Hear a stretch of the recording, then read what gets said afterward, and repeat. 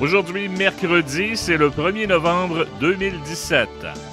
Horizon FM présente un spécial aujourd'hui à l'émission Info Plus avec le deuxième d'une série de 3 débats en prévision des élections municipales du 5 novembre prochain. Ce débat aujourd'hui touche l'élection à la mairie de la ville de Desjely et met aux prises le maire sortant, Normand Morin, et son adversaire, Denis Clermont. Au cours de la prochaine heure, il y aura 4 blocs dans le cadre de cette émission spéciale et un tirage au sort à déterminer qui prendra la parole en premier. Le dernier bloc sera consacré aux questions reçues du public via Facebook et notre courriel.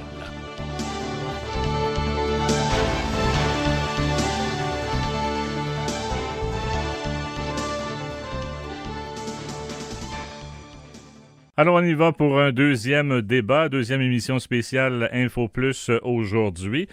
Bonjour à tous, bienvenue à cette présentation. Bonjour, Monsieur Morin. Bonjour. Bonjour, Monsieur Clermont. Bonjour. Alors, je vous rappelle que l'on souhaite un débat ouvert, mais dans le respect, et donc je vous invite à respecter un petit peu mes consignes, puisque j'agirai en tant qu'animateur et modérateur de ce débat. Le premier bloc va porter sur le développement économique et l'emploi, le second sur la gestion et les priorités, un troisième bloc touchera les services, culture, loisirs, ça peut être varié. Le quatrième bloc, ce sera les questions du public, et pour conclure, vous aurez chacun 90 secondes là, pour débuter, 90 secondes de présentation et à la fin, un 90 secondes de clôture du débat. Et on le disait, c'est le tirage en sort qui a fait en sorte qu'on a déterminé qui allait commencer dans chaque bloc. Et pour le discours de présentation, c'est vous, M. Clermont, qui allez débuter. Bonjour.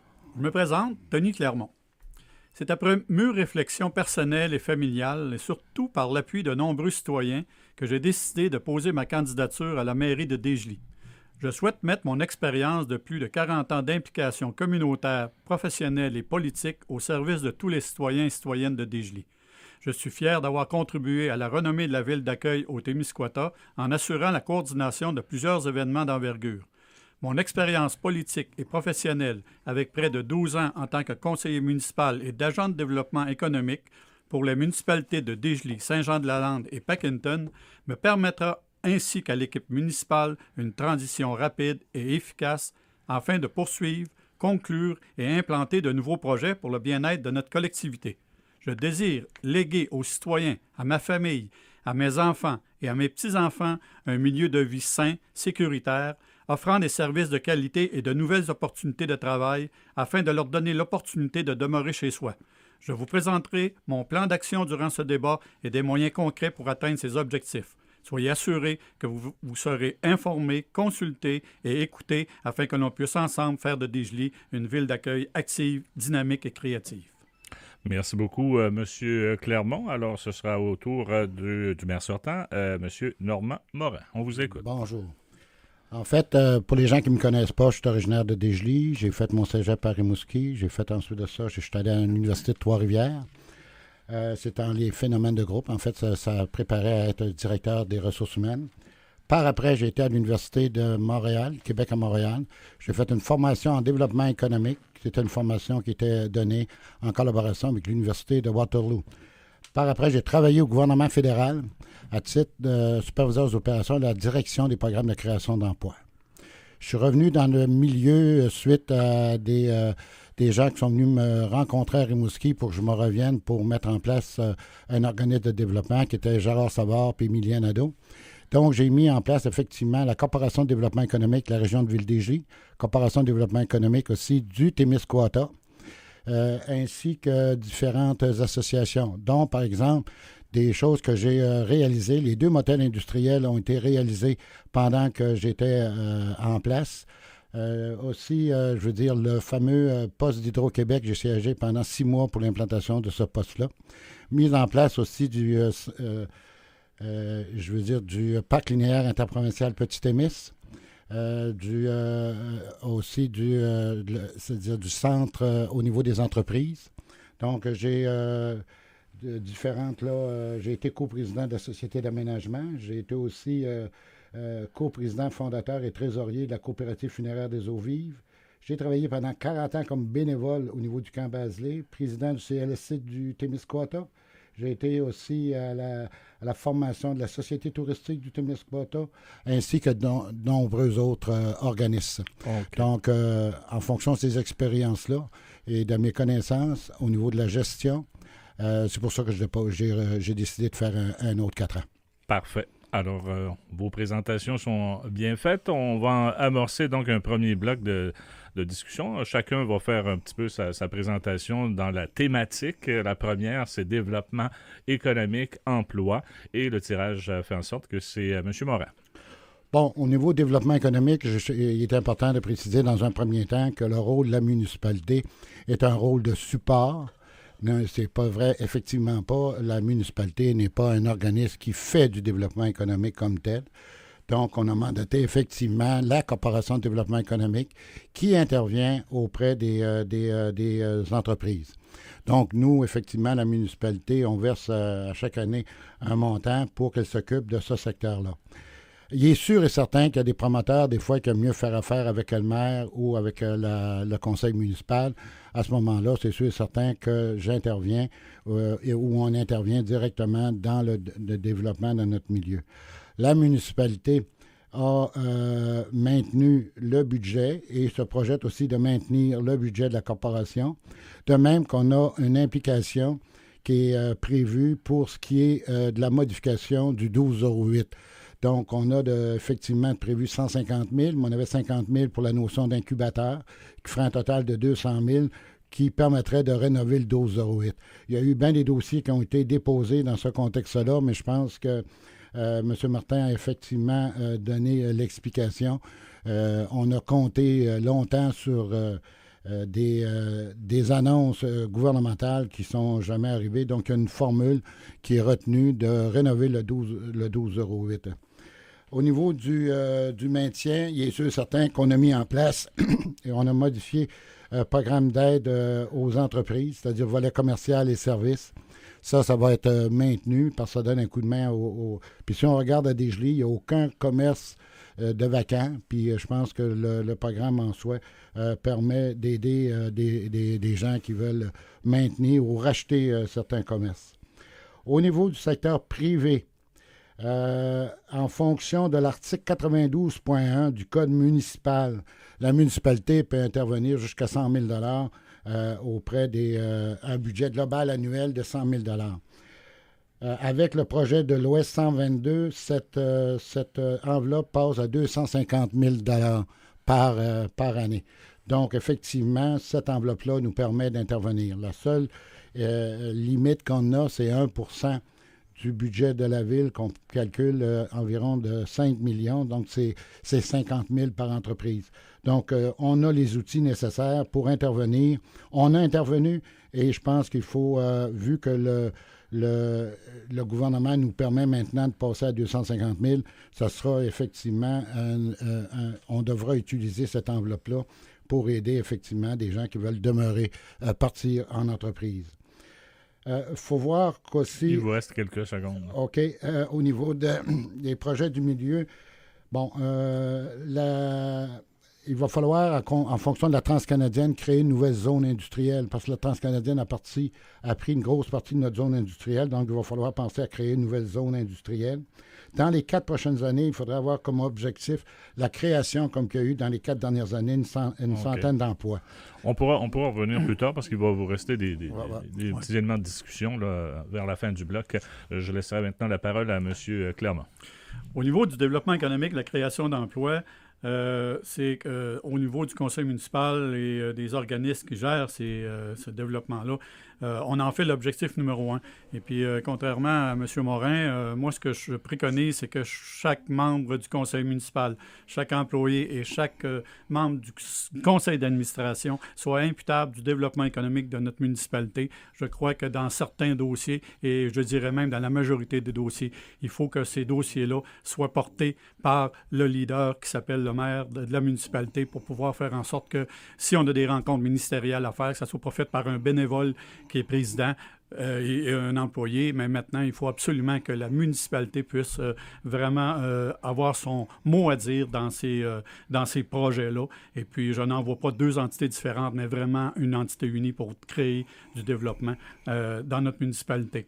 Ensuite de ça, je veux aussi qu'il y ait une vaste consultation au niveau de la situation de l'emploi et des perspectives d'emploi, parce qu'il faut savoir combien d'emplois, combien les organismes et les entreprises ont besoin de main-d'œuvre, et aussi de connaître leurs perspectives de développement futur, puis de la relève anticipée. Ensuite de ça, on va pouvoir vraiment, avec ce tableau-là, savoir exactement où on doit aller, quelles sont les étapes qui sont franchies, parce qu'il faut en parallèle, en même temps que créer de l'emploi, aussi subvenir à la pénurie de main-d'œuvre qui existe dans certains secteurs de notre région, mais aussi c'est provincial. Mais je pense qu'en ayant un bon portrait, on va savoir où aller ensuite de ça.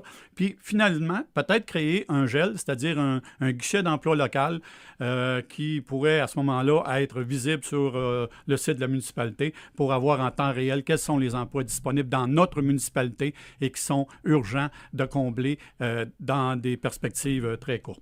Ensuite, on va régler définitivement le dossier du 1208. On pourra en reparler peut-être tantôt si vous voulez, parce qu'effectivement, il y avait un plan A qui était de faire justement la mise à norme avec les moyens du bord, comme on dit, mais aussi il y avait un plan B qui était la participation gouvernementale. Et ça, absolument, il ne faut pas laisser tomber cette option-là.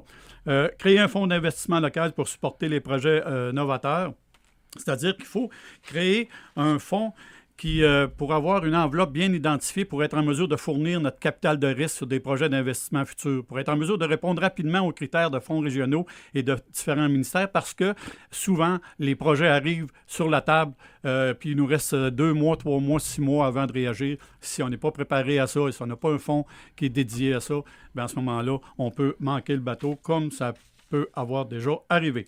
Aussi, on va créer un programme incitatif de retour chez soi. Est-ce qu'on voudrait avoir un incitatif local complémentaire au programme de Carrefour Jeunesse Emploi, entre autres, pour que les jeunes se trouvent un emploi à Desjely, qui ont quitté la région, qui se trouvent un emploi. À ce moment-là, on pourrait peut-être donner un petit coup de pouce supplémentaire aux programmes régionaux pour faire en sorte que nos jeunes puissent revenir travailler en région. OK.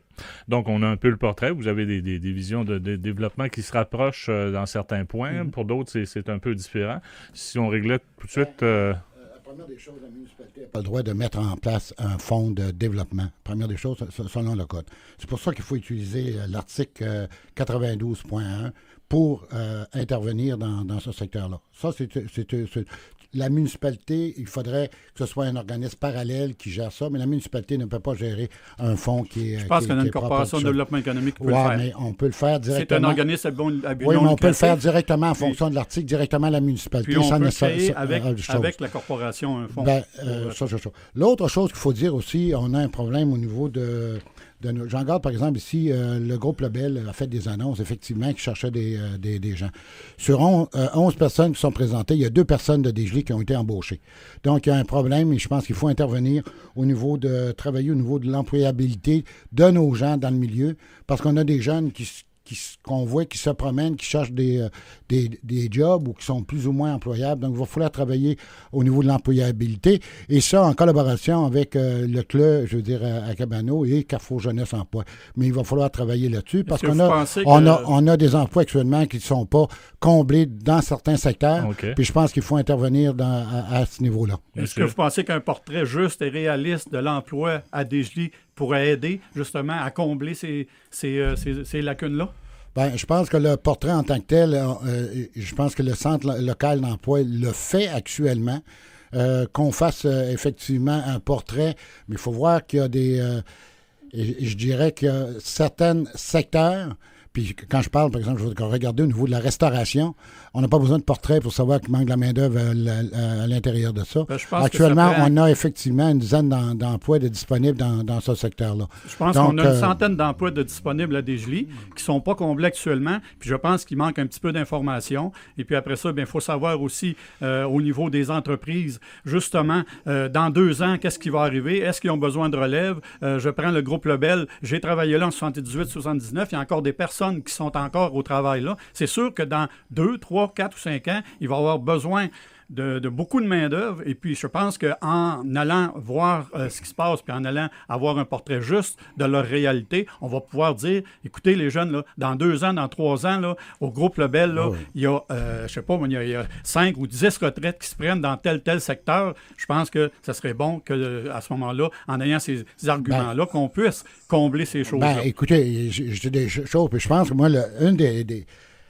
un des rôles de notre agent de développement, effectivement, je pense qu'il a été convenu que l'agent de développement allait être beaucoup plus près des gens, des entreprises, pour connaître leurs besoins.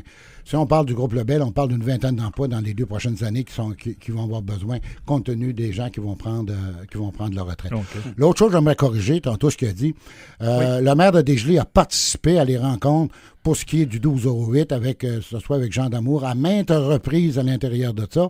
Dans les 2 dernières années? Dans les 2 dernières années. Okay. Parce que moi, je parlais de mon expérience personnelle. Non. Dans les 2 dernières années. Okay. Et dans les 2 dernières années, puis même à ça... Je suis content que cette lacune-là ait été comblée, M. Je veux dire, quand que je suis invité, je suis présent à ce niveau-là, puis il n'y a eu aucun problème. Bon. Parce que vous avez été, M. Clermont, sur le... Agent de développement. Agent de développement. Oui, mais vous n'étiez pas là les 2 dernières années, c'est ce que non, c'est ça. C'est pour ça que je voulais, selon mon expérience, puis je voudrais rectifier quelque chose sur le 1208 parce que j'ai entendu dans des entrevues, Denis était là pour le 1208, puis là, s'il y a eu de quoi, il ne s'est pas passé, ou en tout cas, c'était sous-entendu. Je vais vous dire ce qui a été fait. Il y a eu une étude structurelle des ingénieurs de fait. Il y a eu une expertise pour atténuation du bruit du 12-12. Il y a eu des estimations de coûts. Il y a eu une recherche de partenaires. J'ai été chercher 50 000 à la Caisse populaire Desjardins. C'est ce que vous avez mentionné tantôt du 50 000. Il y a eu un montage financier sommaire, des rencontres exploratoires avec le ministre, monter le document, faire des plans de division intérieure. J'ai fait l'estimation des revenus, de la visite de promoteurs, puis des rencontres entre le CA et les conseils pour établir nos propriétés. En plus,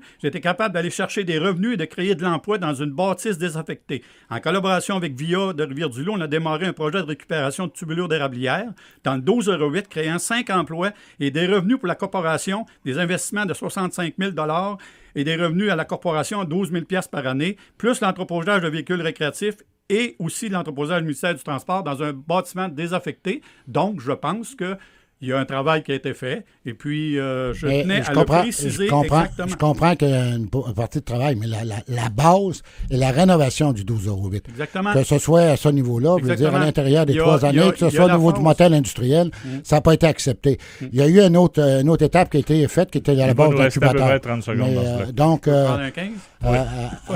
au niveau d'incubateur, qui était un autre objectif. Le problème qu'on a eu jusqu'à maintenant, c'est le non-engagement du gouvernement du Québec dans ce dossier-là. Oui. Peu importe les agents de développement. Okay. Oui, mais il ne faut pas lâcher cette option-là d'aller chercher 500 000 parce que je pense que si les autres municipalités ont été capables hors norme, sinon il va falloir engager Louise Labonté qui a été chercher 1,2 million pour ses inondations et était hors norme aussi. Donc, à un moment donné, il va falloir partir aller à Rivière-du-Loup à Québec, aller voir M. Damour et lui dire dans un contexte où il se passe des choses ailleurs qui sont hors norme, je ne sais pas pourquoi qu'à Desjolies, on ne peut pas aller chercher un 500 000 Donc, ce plan-là, Actuellement, ça a été fait, ça a été négocié. Il faut voir aussi que quand il y a eu un projet de déposé sur une enveloppe provinciale de 3 millions, on demandait 500 000, il a été recommandé au niveau régional, mais au niveau provincial, il y avait un problème de liquidité à ce niveau-là.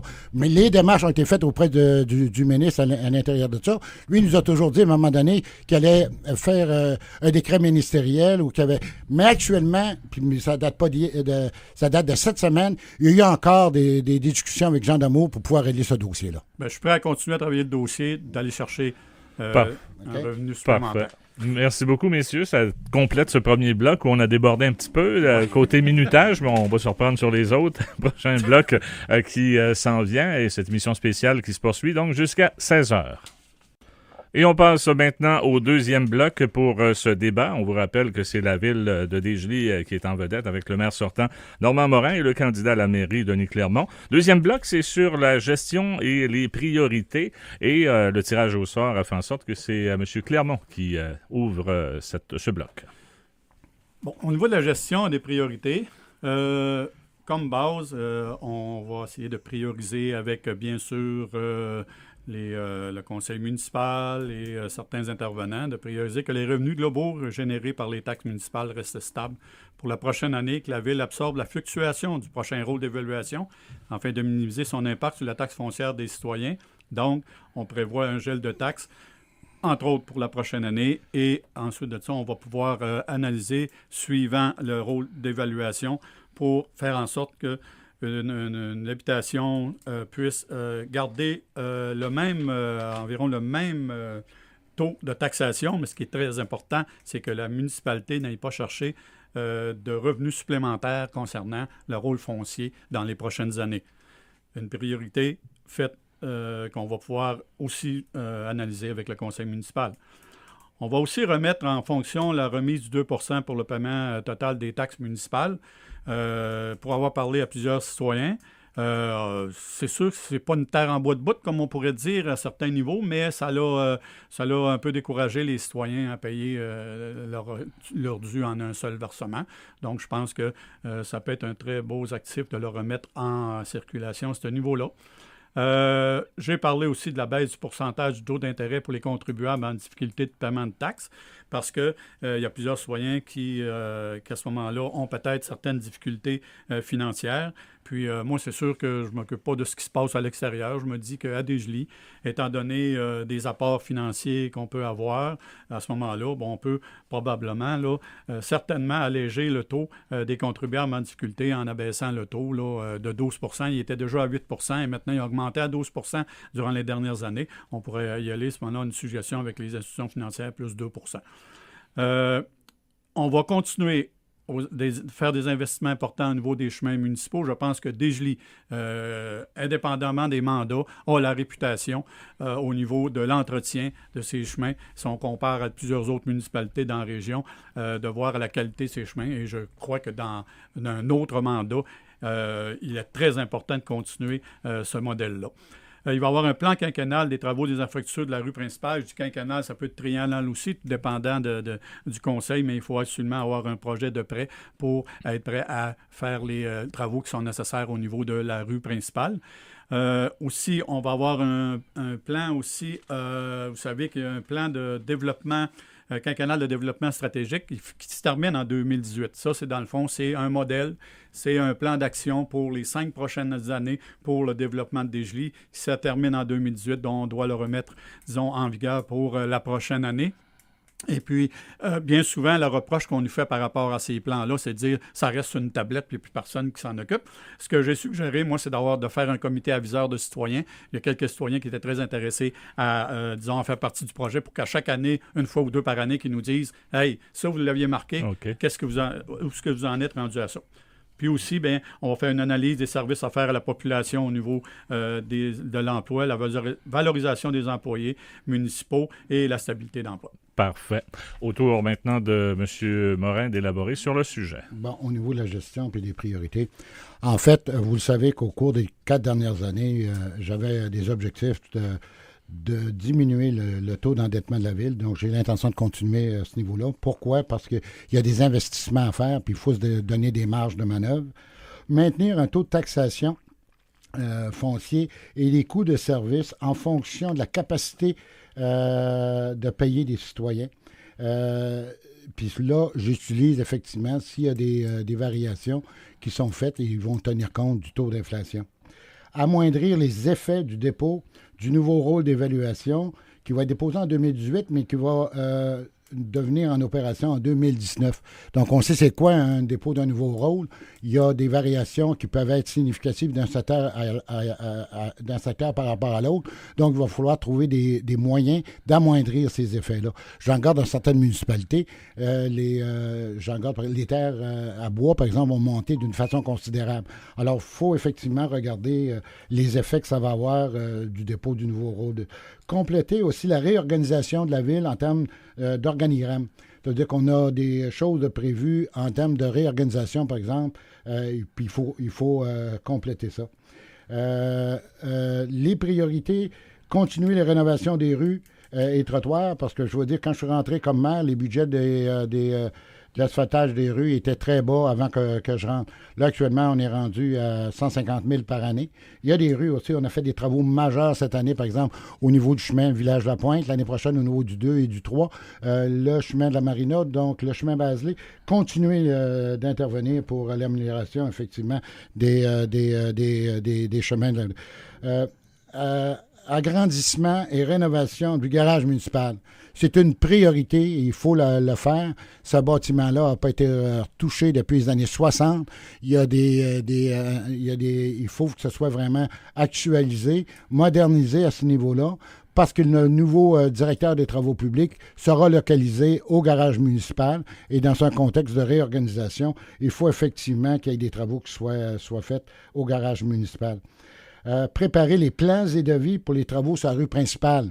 Pas besoin d'un quinquennal ou d'un triennal. Il faut préparer les plans et s'assurer qu'on a les disponibilités financières pour le faire. Parce qu'on va aller sur le programme des infrastructures tiers. Et à ce moment-là, il faut qu'on ait les disponibilités financières pour pouvoir le faire. Et ce volet-là est prévu pour à peu près 2020, qu'on ne pourra pas réaliser ça avant cette étape-là.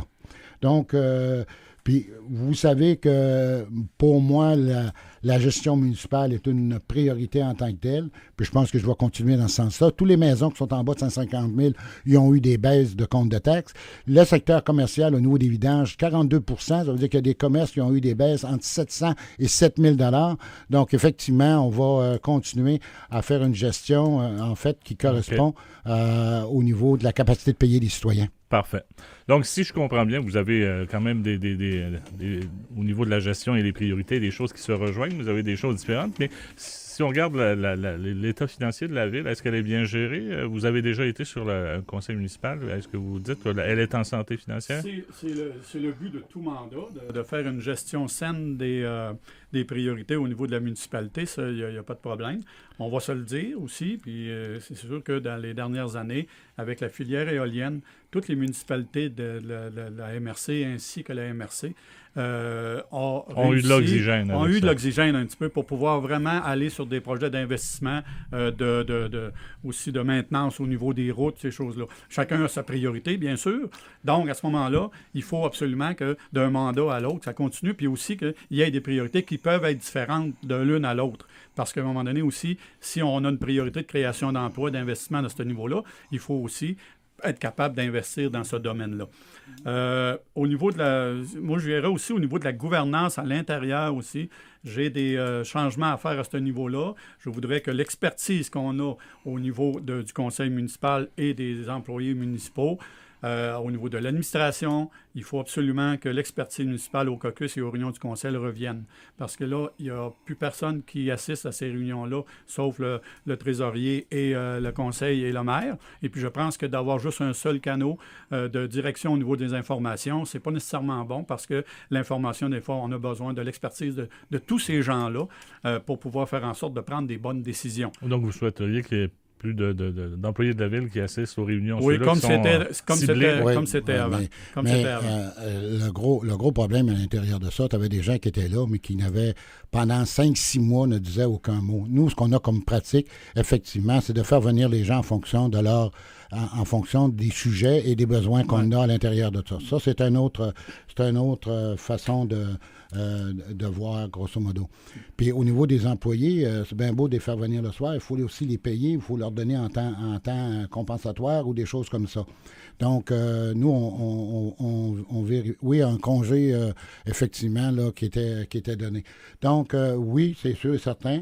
Nous, il y a toujours le directeur qui est là, il y a la directrice des finances qui est là. Quand on a besoin de l'urbaniste, il est là. Quand on a besoin de l'agent de développement, il peut être là. Mais que l'agent de développement soit là à toutes les réunions, moi, je trouve, à toutes les réunions de conseil, je trouve que c'est une perte de temps parce que c'est pas... une perte de temps parce que l'expertise est présente, parce que des fois, on est obligé de remettre des réunions. On est obligé de remettre des... des fois, au niveau du conseil municipal, j'ai assisté à des réunions que les gens m'ont dit « Ah, je vais vous revenir le mois prochain parce qu'on doit aller voir l'expertise au niveau de l'urbanisme, on doit aller voir l'expertise au niveau du projet où on est rendu, et puis ça retarde d'un mois, d'un fois, parce que la personne à laquelle on pourrait référer n'est pas là.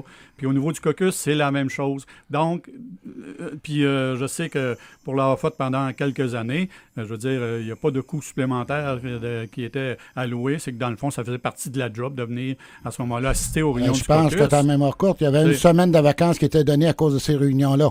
Oui. Vérifie, effectivement, c'était ça. Sur certains contrats, peut-être. Là. Mais je veux dire, c'est même pas... C'est rendu là, c'est pas une question de coût. Là. C'est vraiment une question d'expertise. Ces gens-là sont payés pour faire un travail. Ils le font très bien, très professionnel. Puis là, bien, on lui dit, on va vous demander quand on aura besoin pour savoir exactement où on s'en va. C'est pas tout à fait comme ça, parce qu'il faut voir qu'au niveau, par exemple, de l'urbanisme, il y a aussi des demandes des employés qui nous demandaient, ils disaient, bien, écoutez, là, on va à des réunions des fois, puis ce soit, par exemple, au niveau du caucus, l'urbanisme est toujours présent, les finances sont toujours présentes, la direction est toujours présente à ce niveau-là. Ça, ils sont toujours là, donc je pense que l'ensemble... Est-ce que au niveau de l'urbanisme, ils sont toujours là? Oui, Réunion de caucus sont toujours là. OK, Donc, il n'y a pas de problème à ce niveau-là. Il y a eu des changements dernièrement. Non, c'est pas des changements dernièrement. Ça a toujours été comme ça pendant les 4 dernières années. Il nous reste une minute dans ce bloc-là. Puis aussi, on veut remettre les rencontres de gestion mensuelles parce que, effectivement, je pense que de réunir tout ce monde-là alentour d'une table une fois par mois, toute cette expertise-là, puis chacun connaît les dossiers des autres, je crois que c'est encore très valorisant pour la suite des événements. Ensuite de ça, bien, aussi, il faut changer la dynamique au niveau de l'emploi et la relation employé-employeur parce que ça a changé. Il y a une pénurie de main-d'œuvre, il y a une pression énorme sur les employeurs à garder leurs employés. Et puis, si jamais on ne va pas dans ce sens-là, bien, je pense qu'on va assister encore à des mouvements de personnel comme il y a eu dernièrement. Il faut vraiment, parce que je rencontrais un entrepreneur qui me disait, « Denis, j'ai employé quelqu'un, il était devant moi, puis j'ai dit, écoute, as-tu fait la job? » J'ai dit, « Je t'emploie. » Fait que le jeune, il a répondu, « Je vais t'essayer. » Pas donné la main puis pas content d'avoir la job. Il dit, je vais t'essayer. Parce qu'il sait très bien que si ça ne fait pas ici, avec le marché d'emploi qui est ouvert et la pénurie d'emploi, il va se trouver un job, disons, qui correspond ailleurs. 15 secondes pour conclure. Oui, mais écoutez, là, je veux dire, il faut voir qu'au niveau des salaires de la ville, si on pense au niveau des employés, c'est pas des gens qui, je pense que ça correspond au secteur d'activité, il y a des très bons salaires. Il faut voir aussi qu'il y a des gens qui ont des priorités ou qui ont des... je dirais des orientations différentes à ce niveau-là. Mais grosso modo, je veux dire, je pense qu'on a une équipe de travail exceptionnelle au niveau de l'hôtel de ville.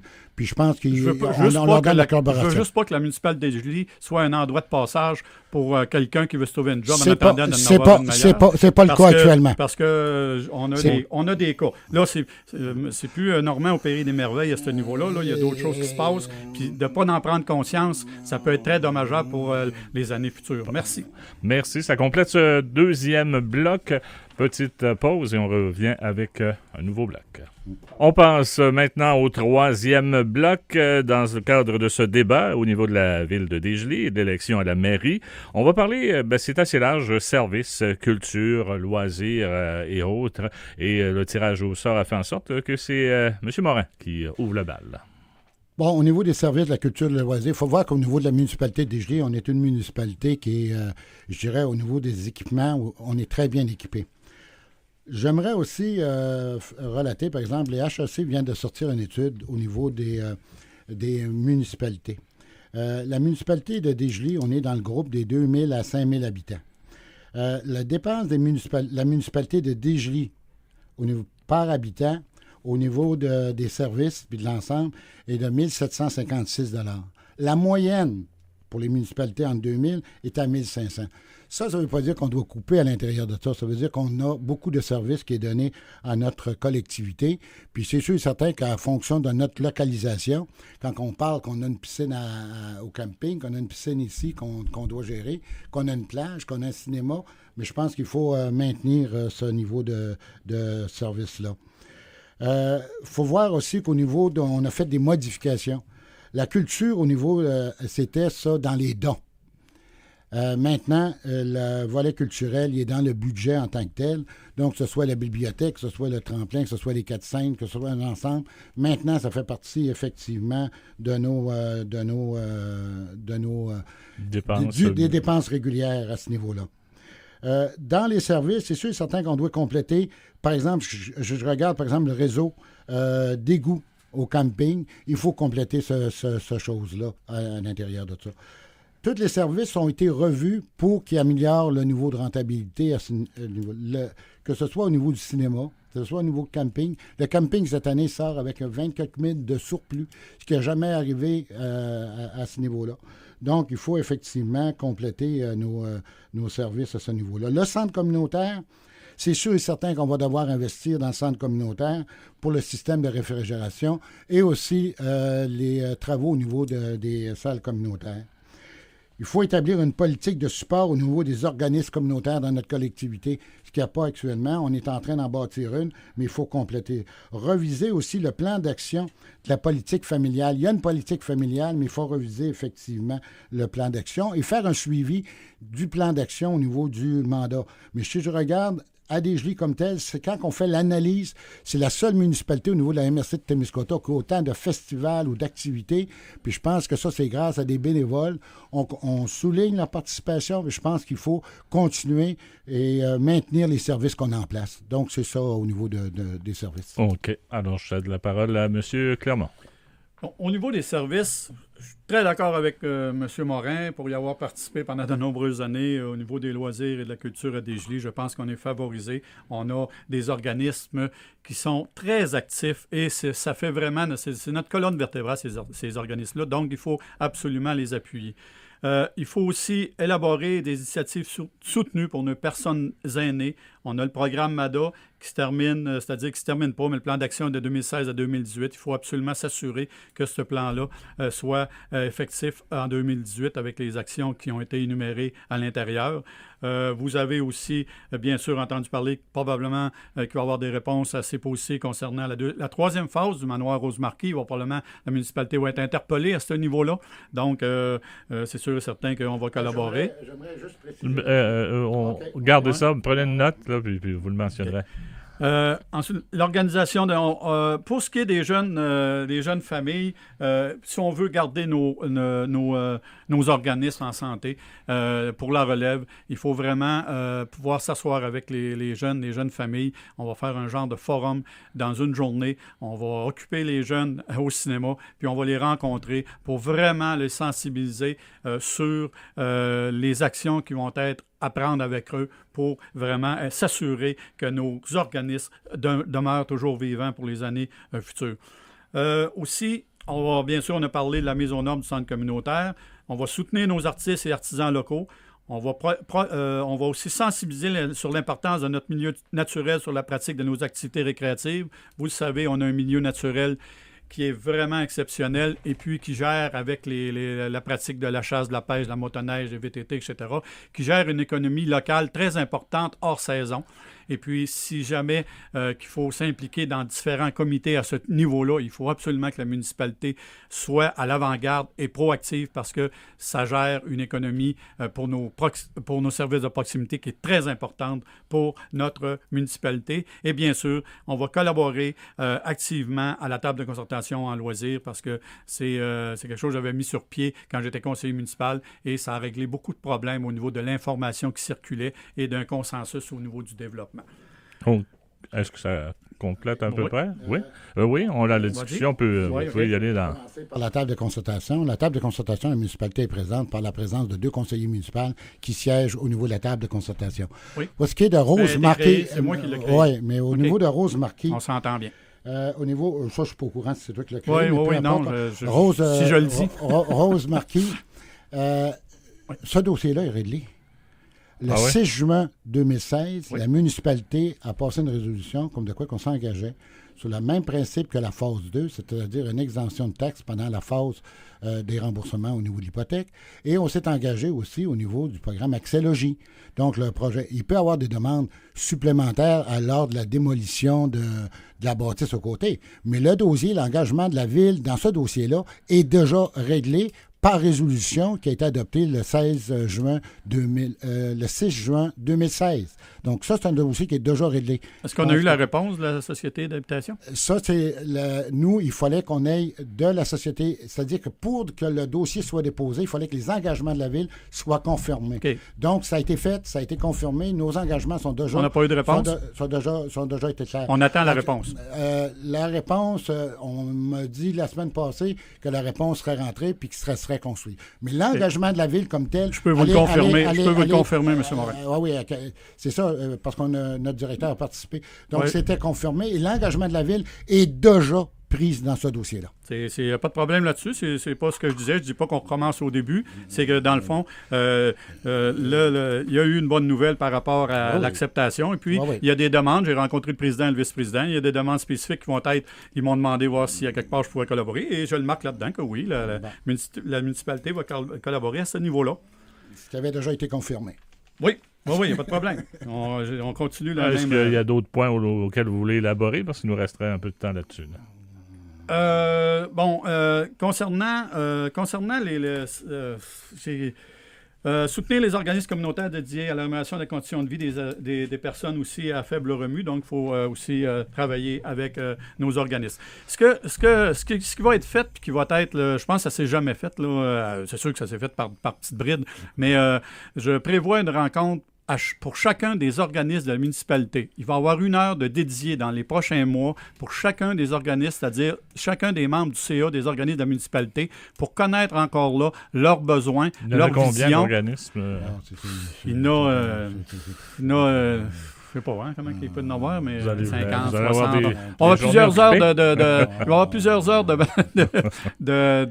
Mais non, c'est important de rencontrer ces CA-là une fois, puis après ça, on va pouvoir vraiment savoir leurs exigences, puis on va vraiment savoir être capable de collaborer avec eux autres pour faire en sorte que ces organismes-là, qui sont la colonne vertébrale de notre municipalité, s'ils sont en difficulté de relève, s'ils sont en difficulté technique, s'ils sont en difficulté de local, de recrutement ou autre, qu'on puisse vraiment s'asseoir avec eux autres. Puis je vais leur donner 1 heure, chacun des organismes de la municipalité, pour qu'on puisse se rencontrer pour pouvoir en discuter. Au niveau nous, écoutez, je pense qu'il y a un volet aussi, quand on parle des personnes âgées, qu'il faut intervenir.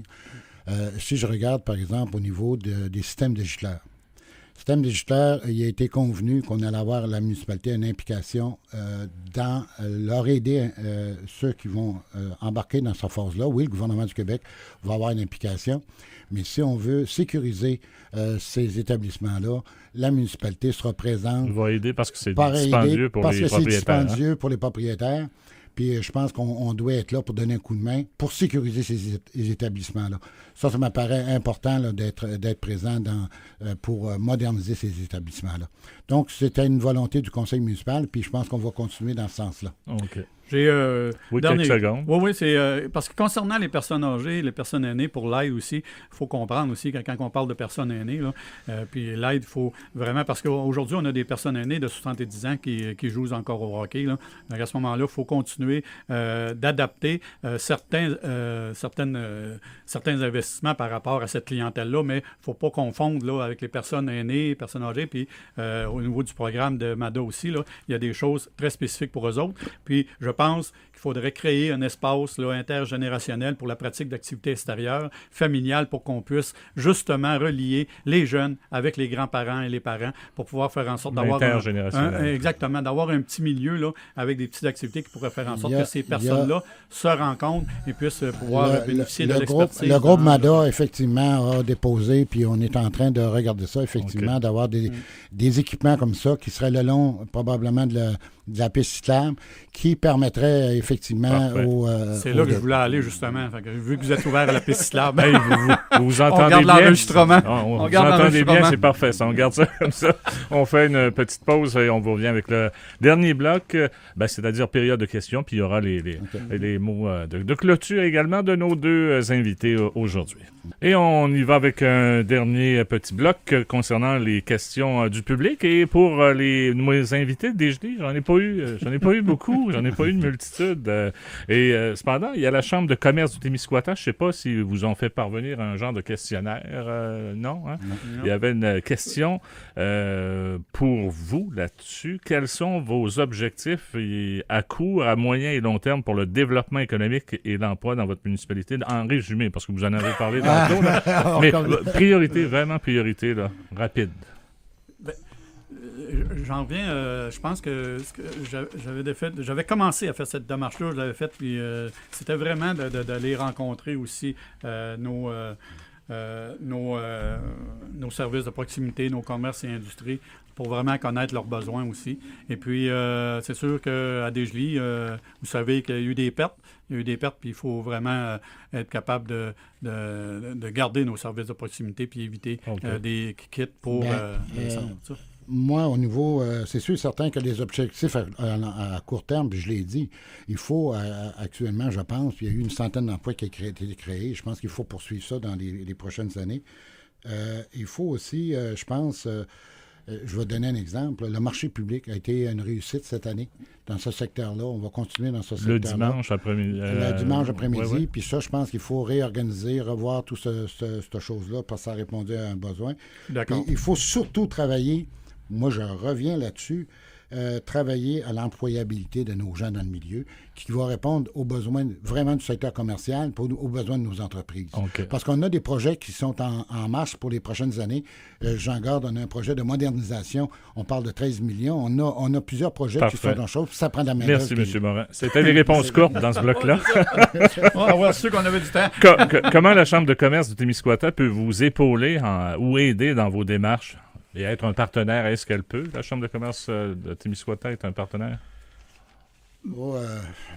La Chambre de commerce, c'est-à-dire qu'elle peut être un partenaire par rapport à nos commerces dans notre milieu, parce qu'ils donnent aussi des parties de formation, puis je pense que c'est un élément qui est important à ce niveau, de donner un support à nos commerces. Il y a aussi, nous, c'est sûr et certain que le volet agent de développement qui est chose. Mais la Chambre de commerce doit jouer un rôle. Puis il y a des dossiers, des fois, qui demandent certaines pressions d'ordre politique, puis la Chambre de commerce peut nous donner un coup de main là-dedans. Monsieur Clermont? Puis de sensibiliser aussi, puis je pense que la formation, je l'avais dans mon carton aussi, mais sensibiliser les instances régionales que le développement du Témiscouata, ça va se faire par les 19 municipalités, par les services, avec les attraits et les inconvénients qu'ils ont, mais absolument qu'il faut absolument sensibiliser que les services de proximité au niveau de la Chambre de commerce puisse faire de la sensibilisation comme de quoi on a besoin de nos services de proximité dans chacune des municipalités. C'est comme ça qu'on va continuer à développer le Témiscouata. La dernière question, si vous avez écouté l'émission hier, vous la connaissez, parce que l'auditeur voulait qu'on pose la question à tous les participants au débat. C'est Bernard.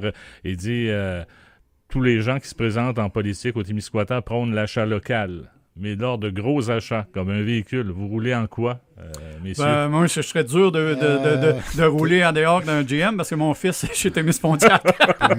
Puis moi, effectivement, j'ai Témis-Pontiac. OK, bon. Fait que l'affaire est réglée de ce côté-là. On est déjà rendu à la clôture. Ça passe vite, 1 heure, en débat. Ça n'a pas été si pire que vous pensiez. Non. Alors, l'ordre qu'on a déterminé par tirage au sort pour ce dernier bloc de discours de clôture, c'est le maire sortant Normand Morin qui va débuter. Ça ne sera pas tellement long. En fait, les gens me connaissent à Desjolies parce que je suis ici depuis très longtemps. Donc, le 5 novembre, pour une saine gestion de la ville, dans le fond, j'invite les gens à choisir effectivement une personne d'expérience en gestion publique et privée. Expérimenté dans la négociation, les différents paliers gouvernementaux. J'ai fait ça toute ma vie, donc à ce niveau-là. Puis j'ai travaillé aussi au niveau du gouvernement fédéral, qui veut contrôler l'endettement de la ville et les finances de la ville en tenant compte de la capacité de payer des citoyens.